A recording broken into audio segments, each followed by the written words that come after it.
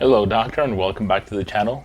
In today's episode, I'm going to be giving you a sneak peek of 3 methods that I use to increase the marketing efforts of the practices that I work with and bring in more patients. Put your hands up.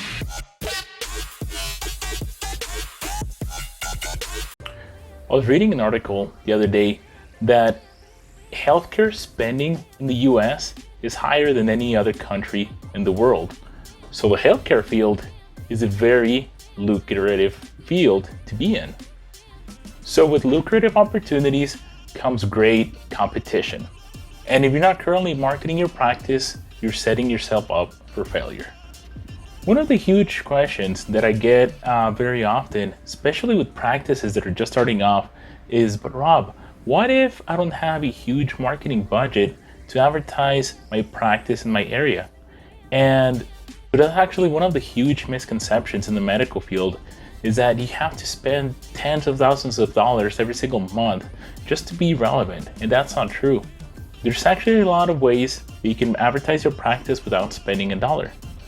So one of the huge ways that I help the practices that I work with to advertise online, even if they don't have a huge marketing budget, is to start creating live events online. So let me explain. There's a ton of social media platforms like Facebook, YouTube, TikTok, LinkedIn, and I mean, just to name a few. Each one has different tools that you can actually use to make events online. For example, like live streaming, where you can actually interact with prospects who may have questions about something that they might be going through. Interactions online create a huge bond between you and the prospect, so they might be really inclined to go ahead and go to your practice. So that's why using a method like this is very important, because you want to create a relationship with people in your area, and the more times that you're going online, the more events that you're creating, the more times you're actually engaging with people on social media and events like this, you get a better opportunity for them to know you, for them to know what you offer and what it is that you bring to your local market versus everyone else, every other doctor that's offering similar services. So way number 2, once you have a marketing budget available, use it as soon as possible. Platforms like Facebook, Instagram, Google, and YouTube are some of the best ways where you can put some money behind so you can amplify the reach that you'll be able to get. It's a well-known fact that people don't like to switch around from doctor to doctor. Usually they pick a physician and stick with them for a really long time. So that's why it's very important to appear on search engines like Google and Facebook and provide a ton of information about the services that you offer. So what paid ads do in your favor is that they allow you to stay top of mind for whenever they're actually ready to book a service like yours. So one of the other things that medical practices miss out on quite a bit is the importance of a website. Now, you can go to places like Upwork where you'll be able to find someone that can do a website for you, but you might be looking at a couple $1,000s, right? There's actually a few options out there like Google sites where you can actually build a website for free. Now, you have to keep in mind that you have to provide a really positive experience for patients, or actually for prospects that are looking for your services for the first time. First impressions are key.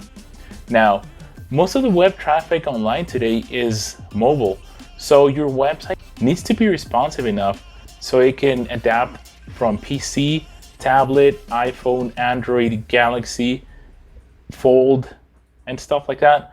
So you actually have to keep something like that in mind.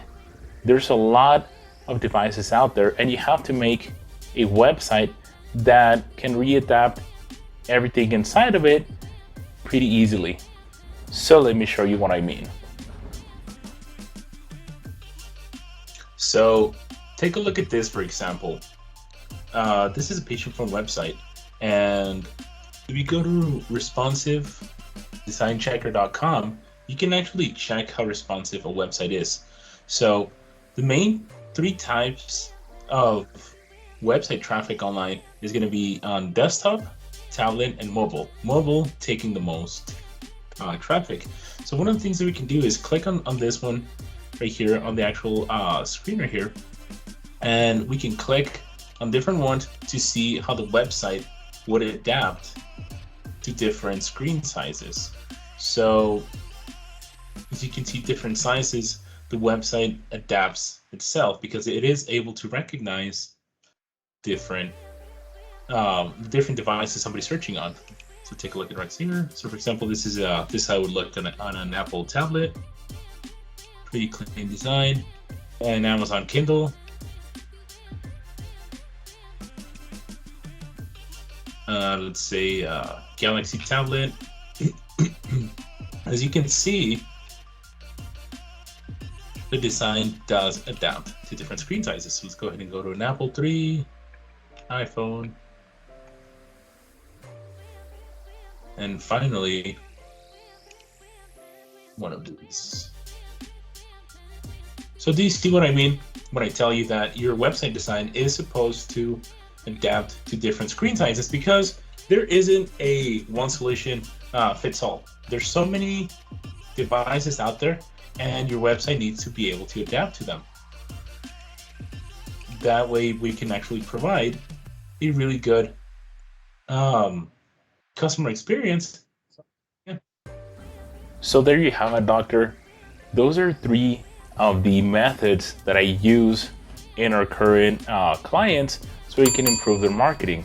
Now, if you have any questions, if you're looking for help on improving your marketing efforts, you can actually reach out to us. I actually have a link down on the description below where you can use that to book a free consultation with either myself or one of my teammates, where we'll conduct some thorough research on your current marketing efforts, and we'll provide some actionable insights that you'll be able to use. So that does it over for today's video. I'll catch you next time. Thank you for watching.